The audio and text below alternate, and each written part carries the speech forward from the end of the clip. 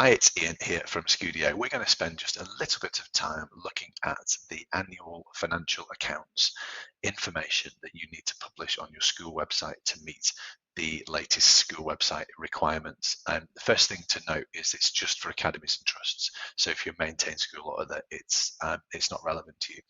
It's just something that is relevant, as I say, to academies and trusts. Now, you will already be producing this information because it's part of the Academy's financial handbook, but we're talking specifically about how this works in regards to your website. So there's certain bits of information that you've got to publish on your site as an academy or as a trust.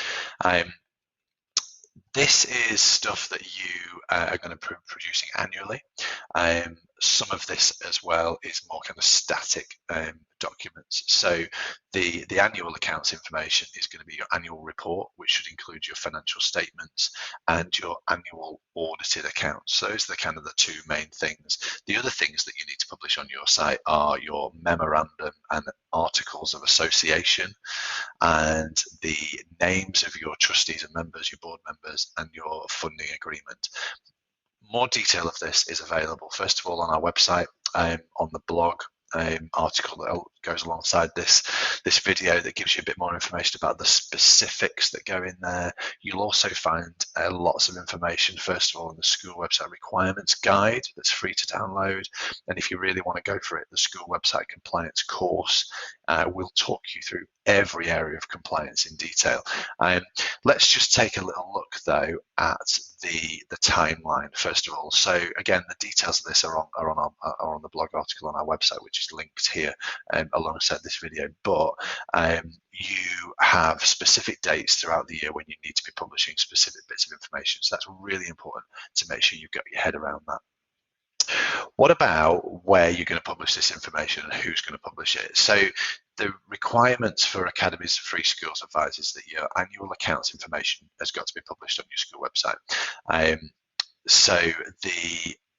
But the Academy's financial handbook and other further guidance all advise that your audited annual account must be published on the trust website. So what should you do?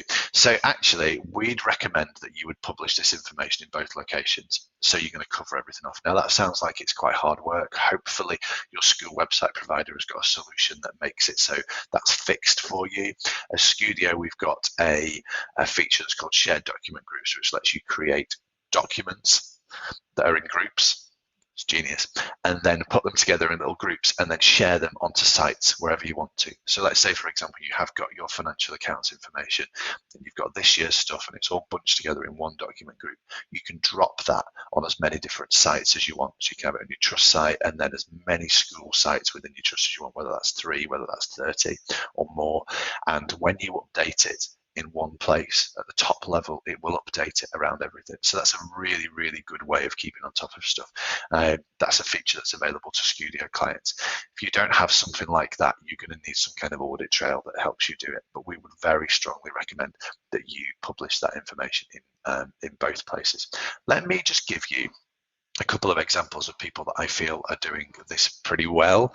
So I'm going to show you first of all the Parallel Learning Trust. So they've got a section on their site that's key information and audited accounts. So you'll see documents are available from PLT, information about gender pay gap, key information, audited accounts, all there, all detailed, very easy to find, and all backed up with the details of the information about the accountants, the auditors, the bankers, and everybody. So all the financial information is all really nicely, very clearly laid out in one page that's dead easy to find your way around. That's a superb example of how to get this right. Another one, which is maybe a little bit more simple and stripped back, is the Active Learning Trust. So on their site, they've just got a documents page and you'll find their articles of association, their schemes of delegation, their end of year accounts, all in different document groups. So for example, if we open up one of these documents, you'll see what I'm talking about, but it will load in there and you'll be able to see that information in there.